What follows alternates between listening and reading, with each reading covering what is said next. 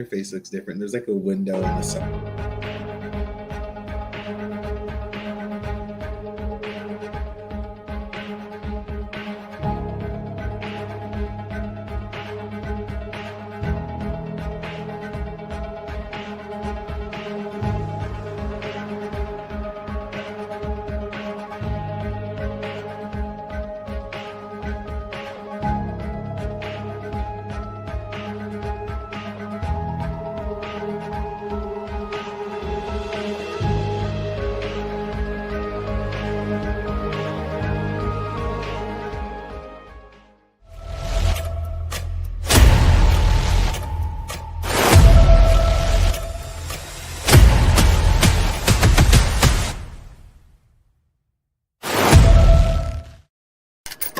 Layer number one.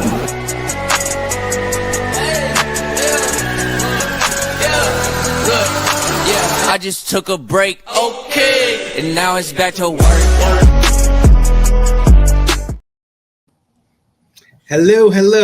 Happy Friday. What's up, everybody? Welcome to Unscripted Intelligence. Michelle, how are you doing? I am fabulous. I love that intro. Is that Oregon Trail on that game? I think it is. I think it might be. It might be. I agree. Welcome, everybody, to Unscripted Intelligence. This is a podcast where we talk about human intelligence, artificial intelligence, how they intersect, and how they impact everything from education to the workforce. On this podcast, we interview innovators, thought leaders, and change makers who are making waves and shaking things up. These are live conversations. They are uncharted, unfiltered, as we create space for things that aren't being discussed. And always, these conversations are unavoidable. Thank you guys for listening and welcome to this episode. I'm Michelle Eamon, the co-president of the Human Intelligence Movement and chief academic officer for ProSolve.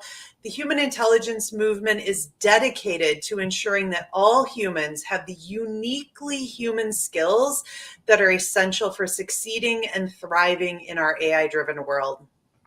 Yes, and I'm Arvin Ross, your co-host as well, also the co-founder of ProSolve and chief culture architect. I'm also your adaptability enthusiast. ProSolve is a company that focuses on developing human skills, and we are super excited to be hosting this episode today.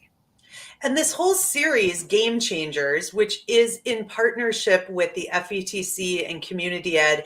FETC is a conference just around the corner. And so we are bringing some of the amazing game changers who will be at the conference here to talk with them, kind of like a pregame show. Yes, like a pregame show. You can think about it as we're really kind of spotlighting and highlighting risk takers, rule breakers who are rewriting things in education or learning or business, essentially rewriting the script, rewriting the rules, the games, the dynamics and the mechanics that are leading us into the intelligence age, okay? This is a community conversation. It is super important that you hear me when I say this.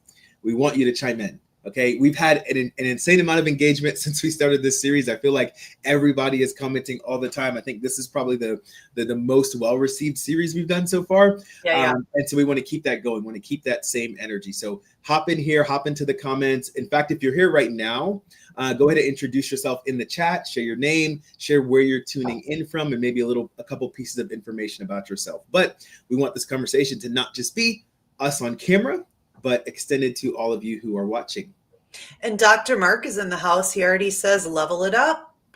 What's up? Yeah. There's Dr. Mark Ricci and more folks joining us today. So very excited to be here on this middle of the day Friday. Let's, as we get to know who in the community is joining, let's meet our guests. Are we ready? Yeah, let's do it. Okay. First of all, we have two amazing guests today. They come from different pieces or parts of the industry. So this is going to be a really fun topic. We have Dr. Barbara Mullen, who is the superintendent of Rush Henrietta Central School Districts in Rochester, New York. I heard she's from Chicago, now lives in New York. So we are thrilled to have her. She really is all about helping create systems with safe, equitable, and human-centered conditions for students and teachers. And her work focuses on accountability, reliability, and shared visions that shape real learning. So excited to hear all about that. And then we have Adam Bellow, who is the founder and CEO of Breakout EDU. And I would say he is a pioneer in game-based learning. And he designs experiences that turns classrooms into places of curiosity, challenge, and active problem solving. And he works to help students, and I would say educators for sure, build human intelligences they need for our ever-changing world. So thrilled to have Adam and Dr. Barbara Mullen here with us today. Looks like Jen is joining us from London, Ontario, along with Dr. Mark. So we're ready to get this conversation started.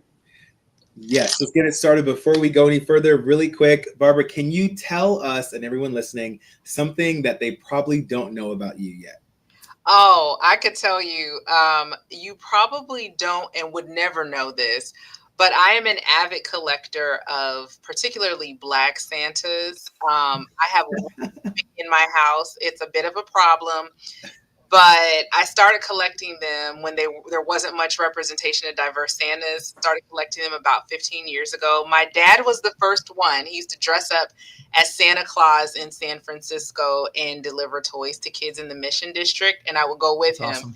And so now I just it's an honor to my dad, but really just because I'm obsessed. I have probably over 150 Black Santa figurines, everyone from a 10-foot inflatable one in my yard, 5-foot Santa, to even little tiny ones. So, my God, it must be everywhere. They are. How long does it take you to get it all out and set it up? You know, it's a process. So I put it all away on New Year's Day because there's a limit to it. But I take them out. I started a little early this year because we're traveling for the holidays, but they just bring me joy. And the kids, I have 2 kids, they love to find them, or they'll be out in the world and they're like, Mom, I found a Santa with blue on. I got a Black Santa. So we just love to collect them. And yeah, it takes a minute, but it's so much fun when they're all out. And then I also quietly think in my head that when we go to bed, they have a little party with Luther Vandross in the background while we're asleep. So it's also really fun.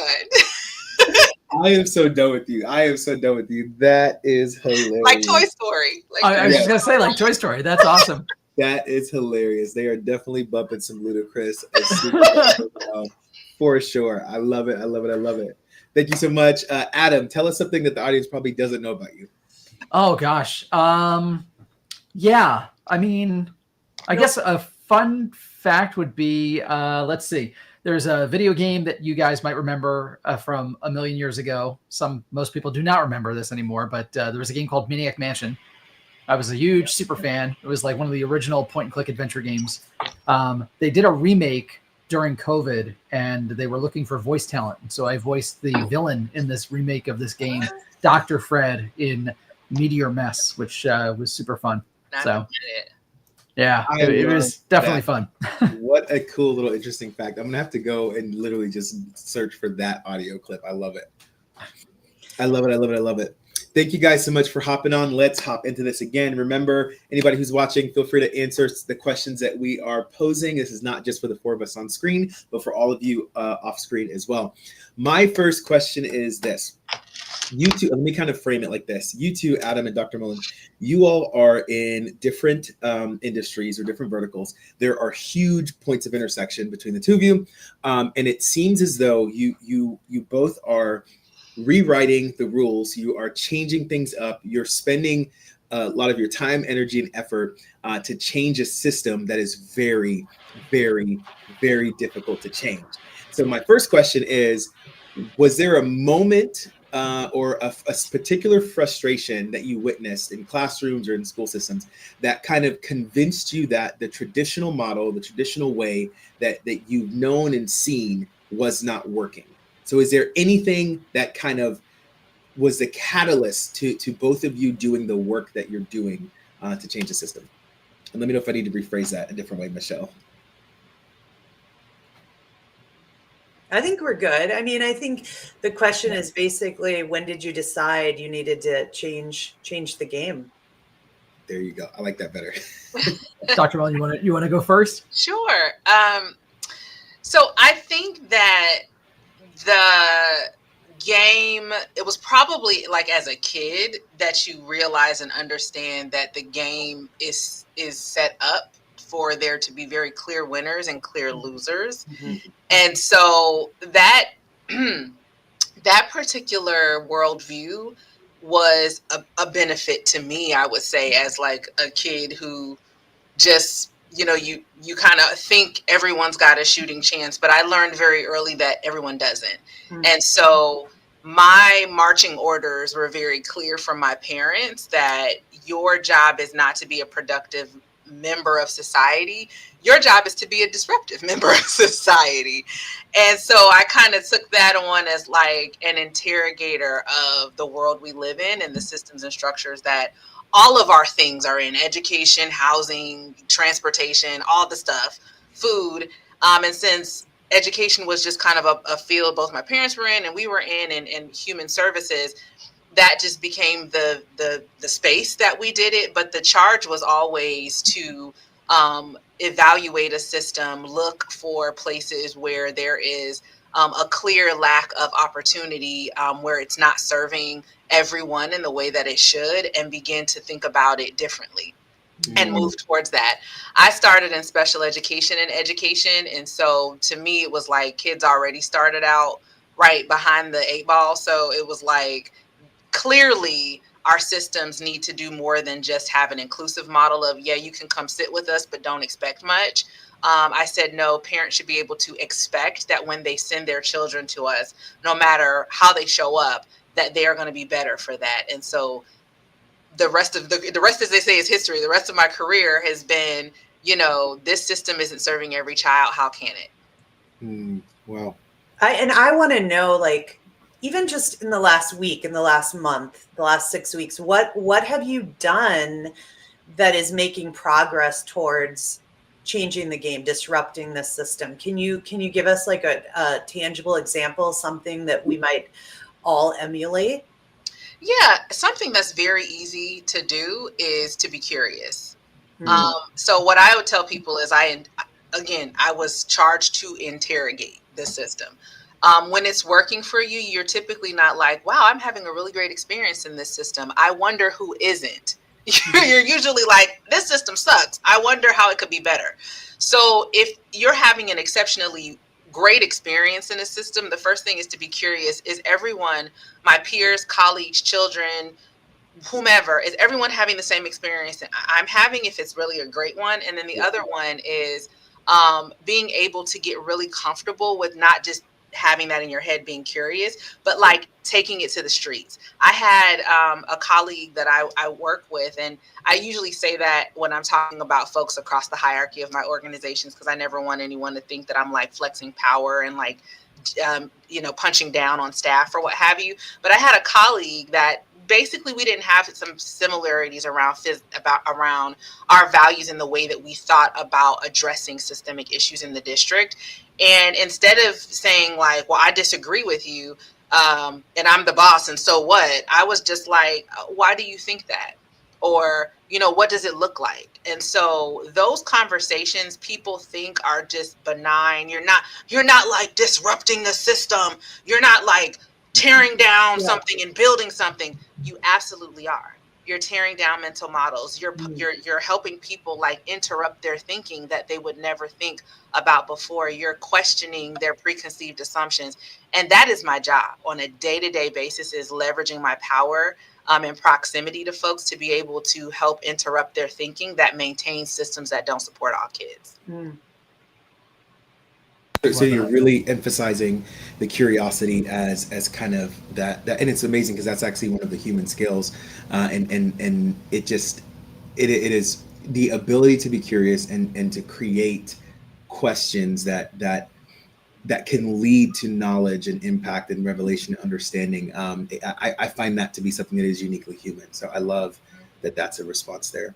What about you, Adam? I think the first part of the question is, what was kind of the moment or the frustration that led to, for you creating Breakout EDU? And then we'll follow up with the same question that Michelle asked after. Yeah, for sure. So going back, I mean, it's funny, like in my intro, it's been 10 years at Breakout. And so people often leave with that. But the reality is like Dr. Mullen, I started as a special education teacher myself. So did my time in the classroom, was a technology training specialist for a series of years, was a director of technology for multiple schools, and really was in the education space as a practitioner for over a decade. And so I think that drives a lot of my work in the startups I've been a part of. I've created 3 or 4 since the classroom time. But I think, going back to when I was a kid, I always challenged everything and was one of those selective learners, I think is the nice way to say pain in the butt. Like I did really well in the things I loved and I was that overachiever. And then I kind of tuned out and didn't love the things I didn't like.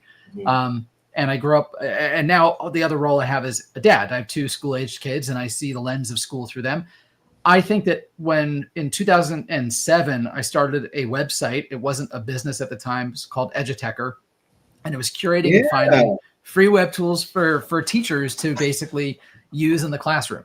And if you go back now, it's almost 20 years. But the reality is like, I didn't know this was a thing. I didn't know it would become a leap pad to another business venture at some point. But like, I was always looking for ways to kind of get all kids to be interested in what they were learning and get beyond, what the construct of school is. And I think that there was a lot of things that I didn't like as a learner. And there were a lot of things that as a teacher, I was either forced to do because of the system of teaching that I was in, or that I just saw my kids struggling with so many things. And so I was always looking for ways to kind of bring education to them and meet them where they're at.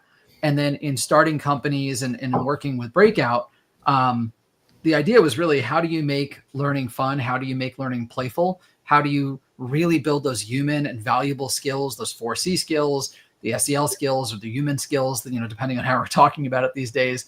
But like, how do you get that to happen in a way that doesn't come from a like, hey, we're going to build these skills? And so that's really where that idea was born from. And yeah, what was the second part of the question? That was hopefully the first part.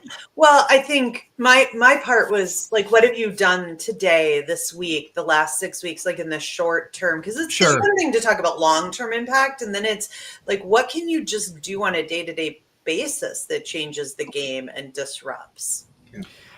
Yeah, I think that the hardest thing, the most disruptive thing and the hardest thing that I do, and it's today, literally had conversations with our team this morning, like, you're listening to customer feedback. You're listening to what customers are asking for.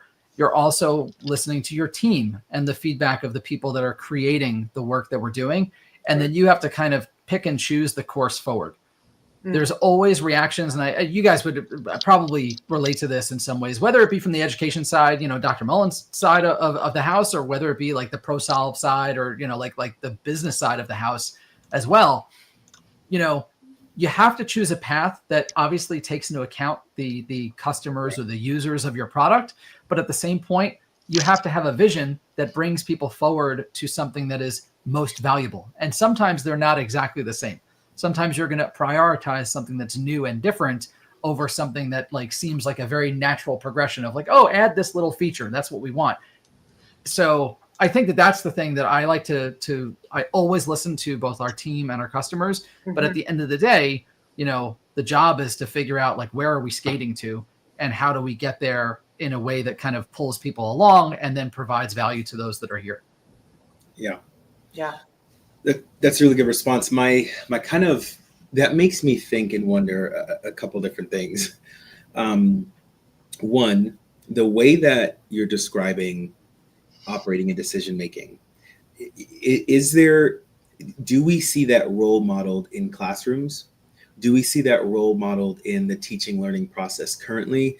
Do we see that approach, that perspective role modeled at the upper levels of district leadership?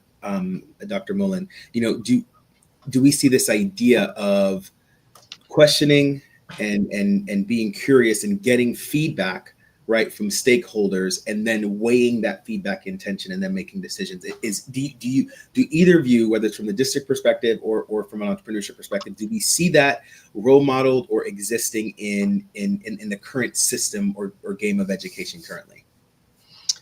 I would say we're seeing it in different places. So, I mean, you all know, working in the partner space, there's tens of thousands of school districts, 15,000 school districts. So you may in some, you may not in others. I always try to ground people and say that, like, public schooling is still a new social experiment, and it is also ever evolving in terms of governance and who gets to be the decision maker, who gets to decide, and even less than that, because I think decision making is like a really cute way to say we all have an idea and then something happens. What is probably less considered when multiple people come to the table is accountability.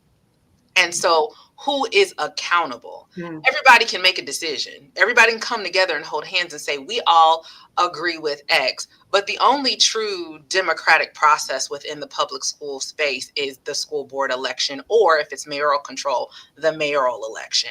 And that's it. Like, that's where the community's voice technically stops through policy. This is not a democratic process in true nature, right? So when people are like, we should have shared decision making, there's really only one head to roll, and that is the CEO, superintendent, or the boards, or the governor, or the mayors. And so I say that so people will understand that even though this is a human-centered, exercise, and it's a social experiment, like, there are very real political infrastructures that exist in which schools live. It's an agency.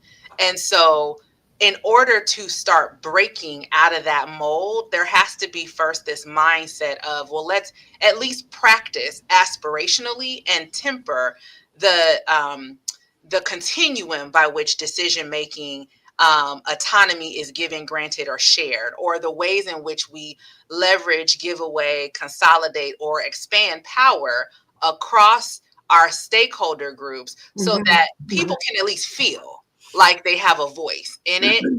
Because at the very end of the day, I can say, like, Adam, what do you think about the lunch? The lunch is great. Okay, Arvin, what do you think about the lunch? Terrible. Bring this partner in. Michelle, what do you think? Something completely different. Fine. I'm going to go with the two people in this vendor, and then, like, a whole bunch of kids get sick, and they're like, Dr. Mullen, you made the decision, you're fired. It's like, oh, okay. So there's just that balance, and there's that's where the innovation comes in, and the game changing, because you have to think outside of those constraints. Well, and I'm because so you don't, I want to ask you, like, I'm trying to weigh all my socio-political as I'm talking to the superintendent right now. But what I really want to ask you is, are you afraid of getting fired? Because absolutely not. I knew it. I knew it. Like, just the fact. Baby, let me tell you, I bet on myself every day of the week. If I can't get another superintendent job, I could go be a sped teacher. We got a shortage. I know I could teach my butt around some children and teach them how to read. It's good. I am not afraid to get fired. So let's talk about that then. So how do you disrupt while, like, also making sure that you don't disrupt too much? You talked about being curious, shifting mental models, but you're also not afraid. So where are you pushing? Like, let's talk about some of the changes that we want to see in the classrooms and how we're pushing that to happen. I know for me, like, my game-changing moment was and I'm seeing it a little bit in our thread, this idea of accountability and state accountability on standardized assessments was not really showing me the strengths that kids show up every day with. So Adam, you talked about Breakout EDU, focused on building the 4 C's in an authentic way. The standardized assessments don't assess that. So, like, that was my moment of something's got to change, because I can't keep seeing these kids that are brilliant, have all these strengths, and their test scores suck. So then they're put in tracked classes or places where they're not seen for who they really are. How are we changing that game? Yeah, I think that's such a good question, and it's something that we have faced a lot. I mean, I think especially post-COVID, the buckets that we fell into on budgets were traditionally things that were like supplemental. I think there was a lot more easy budgeting back then, and over the last few years, from multiple reasons, we've said, all right, well, how do you square that? How do you provide those human skills, but at the same point provide an academic, efficacious value to students? Because ultimately, just giving one is not going to necessarily sustain the other. And so we have been focused on building, like the last year and a half, we've been building a K-5 aligned math curriculum, a supplemental math program that is based on standards and two very specific strands, and it's aligned to Common Core and TEKS and all that good stuff. But it is authentically done in the way that we build our content, and it is still revolving critical thinking. It is still, insisting on students to use collaborative skills together, and it is not cheapening the experience. It's still story-based. And so it's, people hate the term or love the term, the chocolate covered vegetables, but the reality is like, we are giving an experience that has the same authentic breakout qualities to it, but at the same point is able to move the needle for students academically. And we're actually in a study right now to prove the effectiveness of this in schools all over the country. Mm. Sounds so similar to a lot of the ProSolve stuff that we've been doing. Yeah, very, very similar with Michelle's work with getting us ESSA certified and all of those things right there. I'm such a fan. I have a question to kind of take us a little bit. Hold on, Arvin. Hold on. Barbara, you were going to jump in with something. Oh. I was, but I'm very mindful of airtime, so I'm going to. No. Sure. Okay. I would just on the notion of accountability, because some of it popped up in the chat, and kind of like, the accountability conundrum. Like, I have never actually felt constrained by that, even as a superintendent. And I think part of it is because I was a special education teacher, and we had this whole other way that we measured the whole child, right? Like the present levels of, performance and achievement and all the things for kids, the PLAF in the IEP, like the full comprehensive evaluation.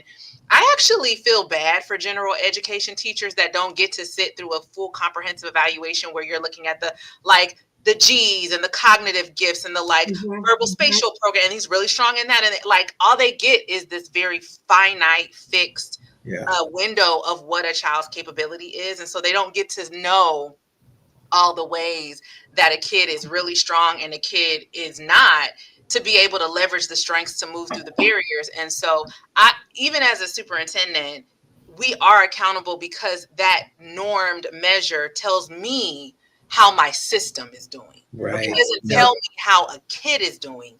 It tells me how a system is doing.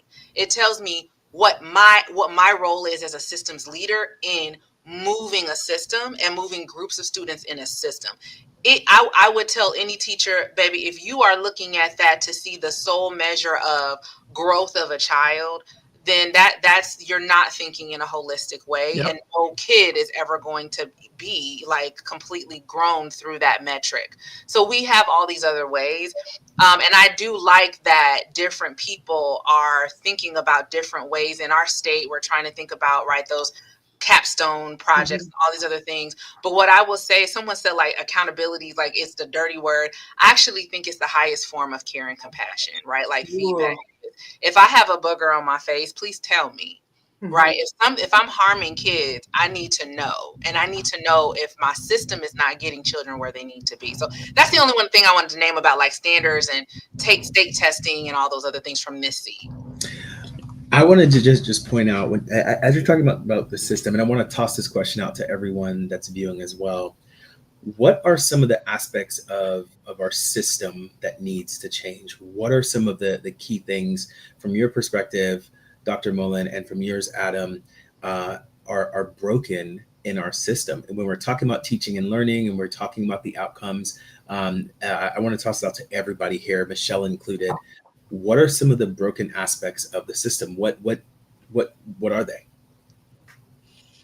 I mean, I could jump in and just say, I think fixation on data point, and I guess this goes to what Dr. Mullen was saying a bit, and the tests are not the be all and end all. And I used to always say that every single learner deserves an IEP. So Dr. Mullen, I feel like you and I are, maybe it's the New York thing, but like, I also very much agree that like even teachers deserve an IEP and an actual plan of what did I accomplish? How did I get there? What are the things I need to support me, et cetera, to get to the next level, except,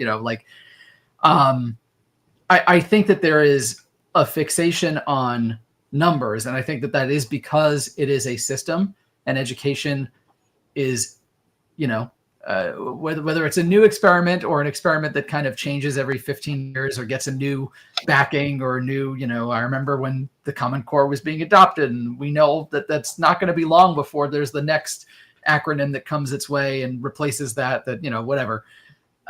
I think that we really need to look at it more holistically than just single data points. And I think that, from a superintendency of looking at the data points and the health of the school and the system, but even going down to, my kids just got their report cards and it's the same stock, responses on how they did and a number. And I'm like, all right, well, what does that really tell the parent? What does it tell the student? Most importantly, like they're the ones sitting there for the 180 days. Like, what are they learning about their progression and their movement, and really how they can kind of be better citizens at the end of that experience? Because there are some kids that get really good at learning the game of school, and they get out into the real world and are stuck with this like, oh, that's not how anything works. And so I think it's, if the job is to prepare students for productive life and the ability to not, I don't mean make something of oneself in terms of any sort of like job, career, monetary, whatever, but I think that like discovering a passion and an ability to attack that, I think that there's a lot that we are not necessarily doing well in schools, and I think it's just the system that needs some tweaks. Well, and I would start to build on what you're saying a little bit, Adam. And we're seeing some things in the chat around, and we've got a New York educator, somebody connected to New York. I don't have a name. It says LinkedIn user, but basically bringing up this idea around school improvement data hurting us. And I keep hearing your voice in my head here, Dr. Mullen, around how you use that data as a litmus test of the system. Yeah. And so, but I'm also then like, how do you hold, New York has a new portrait of a graduate. So how are you using that to balance out this idea of too much iReady, accountability, school improvement data? Because maybe that's part of the step towards solution, is not everything focused on one or the other, but more of a balanced approach. And so, because I would originally have said too much standardized assessment data, but I'm kind of going back to what you said, Dr. Mullen, around how you use that so it's less about the fact that it exists and maybe more about how we use the data. And then how do we also incorporate additional data points beyond just academic data? So what are you thinking, Dr. Mullen? Yeah, so there's two things, right? I'll start with the macro and go to the micro. When Arvin said, like, the system, what needs to change in the system? So the first thing is, you said, like, are you afraid to lose your job? I'm not, which is why I'm about to say what I'm going to say.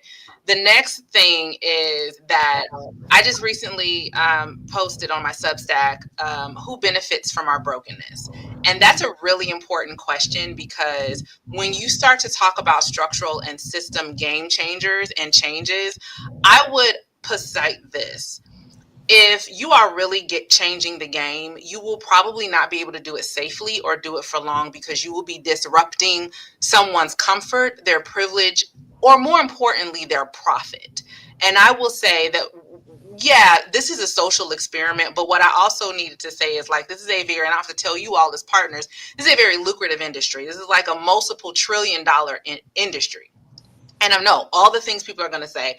You don't pay teachers enough. Buildings are crumbling. Infrastructure is crumbling. You're blah, blah, blah, blah, blah. It's true. All those things are true. And this is a multi-trillion-dollar industry.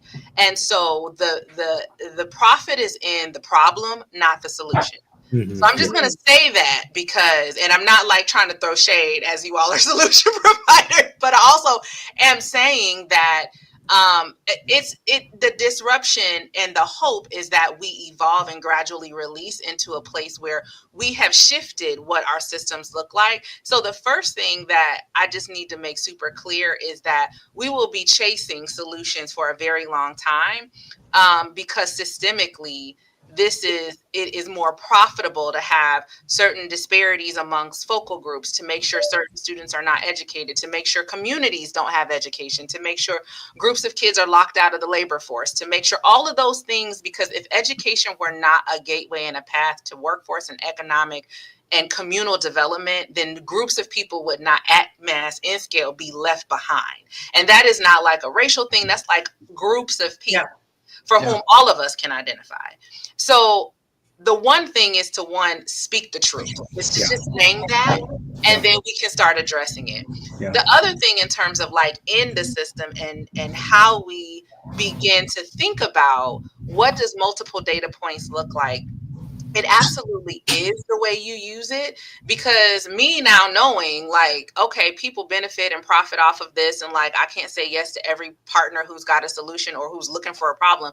I have to be very judicious about what I think as a leader, how the team thinks, what the community thinks is going to move children into the direction of their wildest dreams. Their wildest dreams is not reading proficiency. Their wildest dreams is not high pass rates on the Algebra 1 Regents. But what I can tell you is having proficiency in algebraic concepts and the progression that algebra provides you accesses higher paying jobs, accesses communities that have grocery stores in it, accesses healthcare that's not ridiculous, accesses you not going into debt because you have a flat tire, accesses you getting your family out of poverty. So while people like to just say, oh my gosh, you just want me to teach iReady. No, I want to know where kids are so that I can ensure we're moving them along this 13-year trajectory and I'm not wasting their time. If it's not working, then we will stop. And we got to know if it's working or not and give ourselves time. And that change management is really important, that progress monitoring, all these other things that feel really boring and unsexy. They're not like game changers, but they are. Well, that is a fair point. And so my question is, why has that gotten forgotten? So our thread, like we're talking about iReady, and I don't really, it could be any product. I was gonna say we use iReady. Yeah, right. Like I'm not against iReady. Okay, so let's change it from, it's not about that. It's about, why have we lost the idea that it goes back to not having a one size fits all approach, getting kids what they need so that they can be successful. And we've got this comment here about the 3 things to change in the system, not a one size fits all approach. Dad's more involved in the culture and the conversation, which is very interesting to drill into, and grade driven policies around success. Those are some changes being promoted. But I want to just talk for a second about, why have we made it all about the data or instead of about the success measure? I can kind of share my 2 cents, and then I'd love to toss it to Adam and anyone else who's listening. Jenna, if it's possible to put up that question that Michelle just asked, that would be great, so that the watchers. Like, I have no idea what the question was. Okay, sorry. I'll give it to her. You go, and I'll give it to her. I feel like it is very easy to make money and to monetize data points. When Dr. Mullen talked about who is benefiting from our brokenness. It makes complete sense to reinforce a system that is requiring every student to be the same, because then we can measure that. And then when it doesn't work, there's a million companies that can monetize fixing that thing that doesn't work. Not only that, but then from the opposite side of it, from the education vertical, where we're seeing the same thing happening, which is it's so much easier to say arbitrarily, this is what's right, this is what's wrong, And then if this group of students, or if it's meeting only 40% of the students in this particular area, or 20% in this area, the problem can't be with the system that we've created. It has to be with those kids. It has to be with those teachers. It has to be with the superintendent. It has to be with their parents. It has to be with it. It's so much easier to retain, fill in the blank, if we just label it as that. That's my 2 cents. I think If Adam, we just label it as what? If we those kids are failing or those teachers are failing, is that what you mean, Arvin? anything else like other than the system.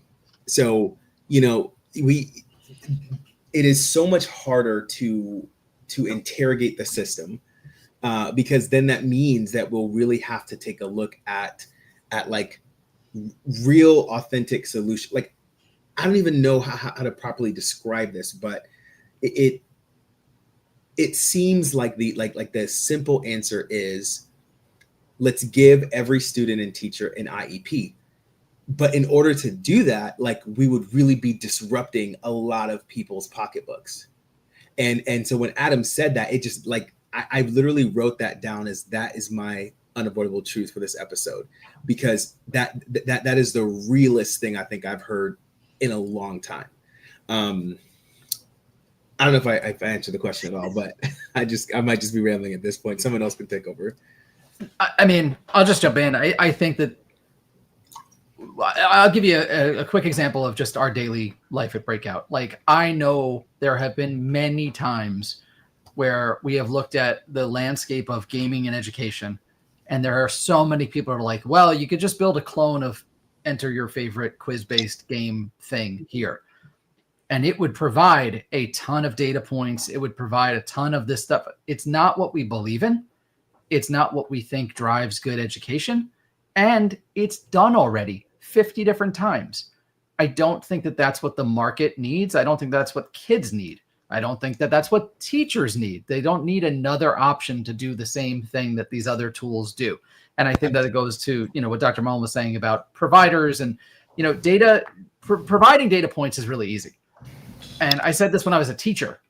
If the data actually makes me better at my job, and it actually makes an impact on the students that I am trying to teach, I'll take it all day. Like, I'll learn how to read it, and I'll take the feedback and advice. But there are so many providers, and there are so many things giving data points just for the sake of putting a graph in front of someone or throwing metrics and numbers around. If it's not going to actually help the outcomes that we're trying to get in education, what is the point? And I think that it just gets very conflated with our focus, our hyperfixation on data in that regard. And, again, I think about it from the lens of my own kids, what their report cards, what they boil down to a number. I very much respect their teachers for having a holistic approach. Just a quick shout out, my kids in marching band and high school band. And the band teacher, when we went for back to school night, said one thing. He said, and it could be any subject. I mean, I think band is, it happens to be the elective subject here, but it could be any subject.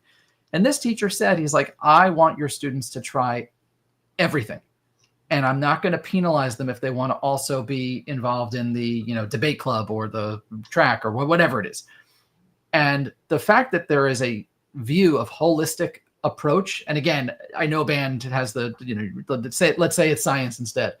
The fact that not everyone sees themselves as being the one thing that kid needs, but part of what the whole child needs, and being respectful of all the other modalities, to me is like, that's what holistic data, that is what students need. And I don't know, I meandered over here from a provider standpoint to a student standpoint, but I really just think it's so essential that we don't boil kids down to a number or a grade.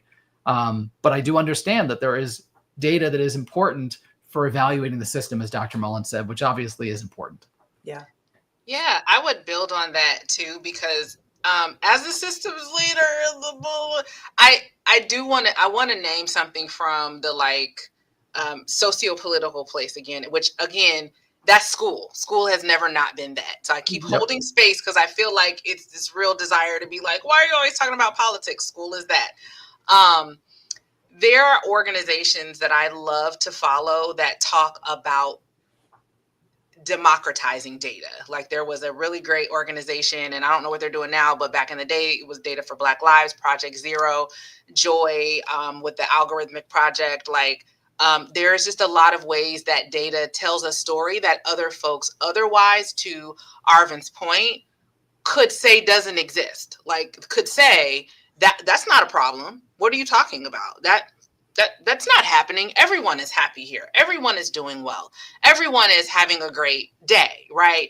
I always think about the kid that comes home and mom's like, how's school? And he's like, it was good. We played, whatever. And then when you get to the end of the year and it's like your son can't read or your daughter is not here and they need to be retained, and the parent's like, why didn't you tell me? Yeah. So I want to be really careful and clear to not villainize data, air quotes, because it has been weaponized. Like people have to realize data is not bad, like Adam just said. How we have used it. Data is simply storytelling. One of the things that I love to bring people up when I talk about data as a flashlight and not a hammer was W.E.B. Du Bois being like one of the first anthropologists to be able to say and like display data at the World's Fair back in like the 1913 and saying, when you don't understand this group of Americans who you just emancipated have a whole infrastructure in this country, but all you thought was this. All you thought they were sharecroppers. You didn't think they were education. You didn't think that they had schools. You didn't think they had businesses. You didn't think they had degrees. I'm showing you all of and visualizing all this data to tell you about a group of people you didn't even think existed in these ways. So there is power and storytelling in data, and people have to just really say, like, if the data is not telling a story we know is there, we know this data is there intuitively because we're a part of this community. Like Adam, your kids are there. You're not going to settle for a report card that has 3 numbers. They got a 1, a 2, and a 3, and a 4 because you live with your kids every day and you know there's a story there. So the question is not, why are we obsessed with data versus this? The question is, what story is missing here? Right. Yep. And what is going to help us tell this complete story? And I think that gets to the next question around, what does the system need to look like? What does it need to change? It's like every other industry. You need better storytellers. Yeah. That's it right there. And I'm seeing Dr. Mark bring this up around, it sounds harsh, but the reality is the system's often rewarded around a certain type of data that isn't about the whole child, that isn't about humanity. And so what I'm hearing you make a call for is, how are you as a systems leader telling that story? And it might look different than metrics on a screen or on a dashboard, although I would really believe that we can start to measure human intelligence, human skills, and be able to quantify that. And until we start to do that, how are we telling that story in qualitative narrative forms, and that call for telling a complete picture? And I would say the human intelligence movement is all about holding ourselves accountable to telling that story and holding ourselves accountable to making sure students have human intelligence. So it's not a don't do this so you can do this. It is more of a global picture that encompasses everything about a human, not just their academic data. I love that. And what I would also add to that is, I have a mentor who always says most things in life are both and not either or. And I think that's what this discussion is. It's not that, like you said, data is, the bad guy, but it's how are we using it? What are we, let's go all the way back to the beginning of the conversation. Are we even asking the right questions to aggregate the correct data, right? Are we asking questions that will give us very, very basic, antiquated data that doesn't even serve us in an age of AI, right? Or are we asking questions that are based on jobs that don't even exist anymore and that definitely won't exist in 5 years? And are we still doing that with some sort of belief that it's still helpful or beneficial? Or is the shift into the intelligence age, requiring us to ask new questions and then generate new pools of data and find and uncover new stories that make more sense in the place that we're at. And I think that the answer is yes. Clearly, we all agree upon that.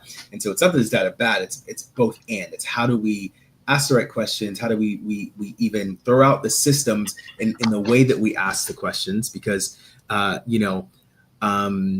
that 5 questions of I feel blank, I don't feel this, sometimes like that, we just need to rethink about stuff. We need to ask, is any of this stuff still working? So I love this discussion, and I think that we're kind of agreeing that there is a both and component to this.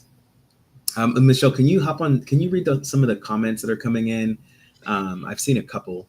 Yeah, I mean, really just data takes on multiple forms. It's, echoing that it's about storytelling, that, truthful stories reveal more insights than weaponizing data. Our LinkedIn user, which I wish I knew the name, I don't, because I hate saying LinkedIn user, that sounds so sterile, but, really asking us to take a critical look at some of these online adaptive assessments. What are the questions that are being asked? Is it psychologically harmful or helpful? Really, really rich discussion in the chat and in this conversation. I think something that I'm thinking about is just the beginning. Like, this conversation is disruptive. It's disrupting mental models. It's helping people just even stop to question for themselves. What is the group think that we have sort of been conditioned to perpetuate in education? And so I think I really love that idea that disruption can come from conversation, and just pushing people today on a Friday afternoon to think a little bit differently about maybe how they've always approached data. What I love about this conversation, Arvin, is I did not think at the beginning that this is where we would go. Yeah. And you're like, we're almost towards the end. And I really want to hear about, I really want to talk about FETC and the conference coming up. And like I think, Dr. Mullen, you're in a leadership academy. So I want to hear about that. I want to hear, Adam, are we going to play a little Breakout EDU? I haven't done a breakout since I was a tech director in 2014. So, what are you guys all doing at FETC? So I could chime in. Yeah. So I'm really excited to do the leadership strand. And one of the things that I am really excited about, because we just don't talk about the real sexy things like governance. So I'm really going to talk about how to leverage your governance structure, working with your board to be able to even determine if you need an AI policy, even determine, and it could be AI, but it could be all types of innovative, fun things, redoing the master schedule, start and stop times, transportation. I mean, all the things that a board has to vote on, but ultimately trickle down into a school's ability to do some really cool things in the classroom. It all starts right up at that governance level. And I'm excited to mostly focus on that, because many school districts are either have in the process or thinking about taking on AI policy in their policy manuals. And so I'm really excited to talk about what some of the decision-making heuristics need to look like. What are some of the ways you can help anybody from a person who's in their 70s, who've been on the board for 20 years and still doesn't even log into their email address for the school, all the way to someone who might actually work for Google and serves on the board now. So it really is a really diverse group of stakeholders in such a different position in a school district, but they need to thoughtfully be brought into the conversation. And they're often very separate from, your tech directors, et cetera. So it's going to be a fun conversation. Yeah. So a follow up. So you're making governance sexy. It's always been. Yeah. Who else joining you in that group? Because there's some other superintendents. Who else is in that academy with you? So Neil Gupta, I know is, and now I would be wrong if I started naming other people, because then now I'm going to get in trouble. I was like, should I ask her that questions? Because what if she doesn't know? You could. I've seen their names. I can't remember them right now. That's okay. And how about you, Adam? What do you got cooking? I can't wait. I mean, FETC is like my favorite week of the year for sure. That's not just because I get to leave New York in the middle of January. So, no, I'm really excited. So I'm doing Tech Share Live, which is my favorite little session. We kind of share out a whole bunch of new tools. I'll be joined with Dr. Adam File and Leslie Fisher. It'll be super fun. Oh, he's the best.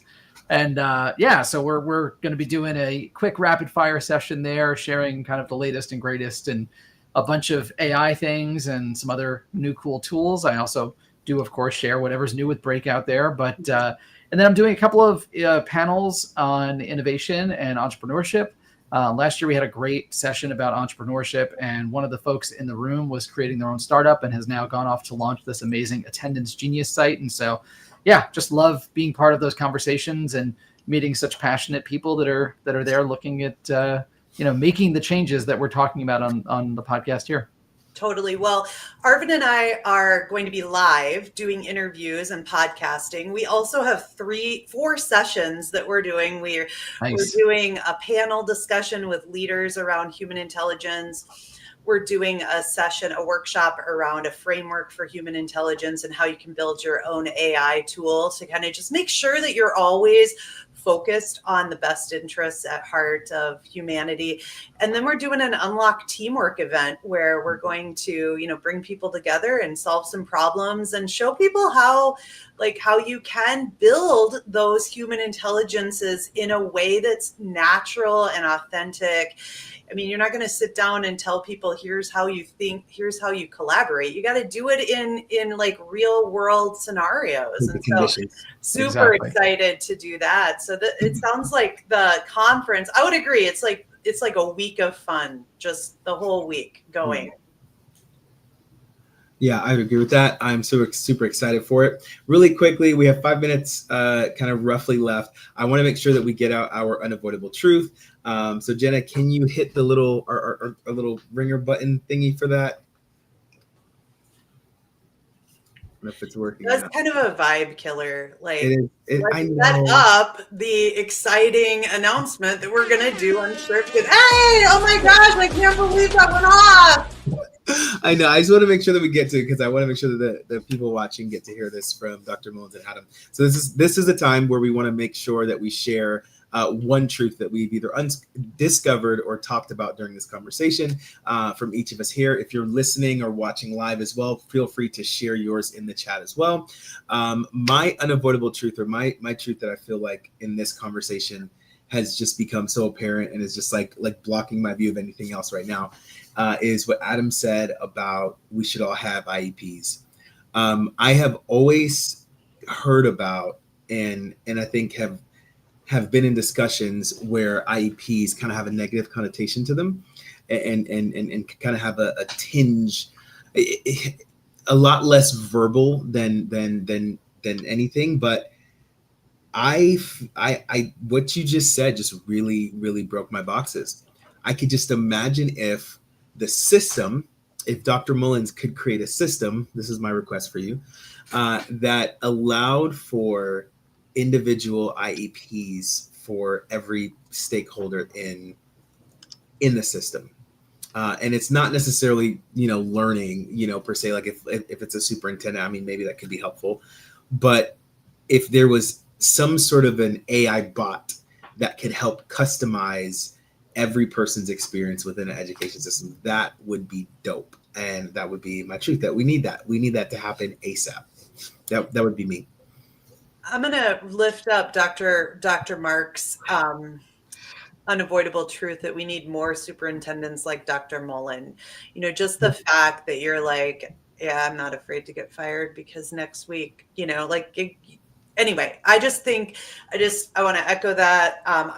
My unavoidable truth is I want to shout out Ann Netter, who joined us. That was the LinkedIn user that now I can use her name to just be like pushing the thinking, like disrupting with questions and asking those tough questions and bringing those truths forward. Because I'll tell you, I didn't agree with everything Ann Netter had to say today, but I will say I appreciated and valued the fact to disagree or find the common ground. And I think we need more of that in education. We tend to focus on just this group think and perpetuating kind of what's always been and the status quo. So that's my unavoidable truth. I jumped in there. How about you, Adam? Yeah, I mean, I think my unavoidable truth is that human intelligence is no longer a default advantage. It's the differentiator. And I think for the first time in history, knowledge isn't scarce. Creativity and judgment and empathy and adaptability are. And what sets people apart isn't what they know, but it's really how they think. And as educators, building space to give them opportunities to practice new ideas, to build their knowledge and to think differently. Love that. Love that. That what's scarce is curiosity, adaptability, the human intelligences. Couldn't agree with you more. Yeah. Dr. Mullen? Yeah, I will say the unavoidable truth is what I said kind of in the middle, that some people benefit from brokenness. And so if you discover who or what that is as you are disrupting and changing things, make sure that you bring a group of people who care as deeply and as passionately about that change as you do. You'll never stand alone, and you will always live to fight another day. I love that you said a group of people, because my first thought was a group of people with some big sticks. And, let's big boys. Now, I will tell you, to Michelle's point, I'm not afraid of getting fired. I don't want to get fired. I don't want you to get fired. I want to. But Mark said, I could go somewhere else. So he's like, it's okay. But yeah, we never do this work alone. So it's going to be all right. Keelan said more of these conversations need to happen where different perspectives are welcome. So yeah, should we round it out, Arvin? Wrap things up? Yeah. Thank you guys so much for hopping in here. Can both of you share with the listeners, watchers, how they can follow your journey, hear more about you, and keep up to date with the work that you are doing? Let's start with you, Dr. Mullins, and then we'll toss it to Adam. Yes. LinkedIn, Dr. Barbara Mullen, PhD. Some folks have already reached out. Hey, all right, I'll follow up. And then, of course, you can always come to our district website. So rhnet.org, Rush Henrietta. You can see everything that we're doing. You can follow us on LinkedIn too. Shout out to my Board of Education, who does employ me, but they also really get out the way, as they say, let her cook. Shout out to my board. They let me cook. They're amazing people. So they're pretty good. I love it. And for those of you who are watching, we also have Jenna posting the link to her LinkedIn in the chat, so feel free to click on that. To you, Adam.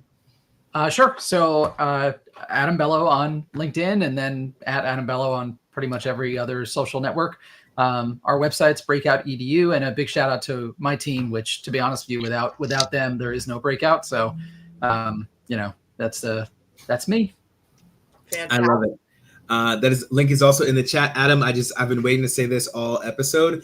I still have some of the wooden Breakout boxes in my garage. There is literal tree sap coming out of one of them because I've had them for so long. But I have that. I have the original locks, the original clamps, all of the 9 in my garage. At some point, I got to take a picture and post it to your Instagram. That's awesome. That just goes to show you how long of a fan I am. 10 years, man. I love it. That's super cool. Yes, I love it. Thank you guys so much for hopping in here. You can find us anywhere on Apple Podcasts, Spotify, LinkedIn Live, or YouTube. Shout out to Jenna, our producer. She is thebomb.com and makes all of this stuff happen. Michelle, do you want to tell us what is going on next and talk about FETC? Yes. Next week, we are going to all be celebrating Thanksgiving. And so we'll be off next week. But we are back continuing the Game Changer series in December 4th at 6 p.m. We've got 2 human intelligence members, Greg Bagsby and Marissa Sadler-Holder, both going to be at FETC, both presenting, going to be bringing their game-changing ideas on December 4th at 6 p.m. So check out our website. Jenna posted that in the chat. FETC registration, we've got a 10% off discount code, so check that out. Be sure to sign up and don't miss this year's conference. It's going to be very exciting, and we look forward to seeing you in a week from now on December 4th. Thanks, everybody. Yep. Appreciate you guys. See y'all later. Bye.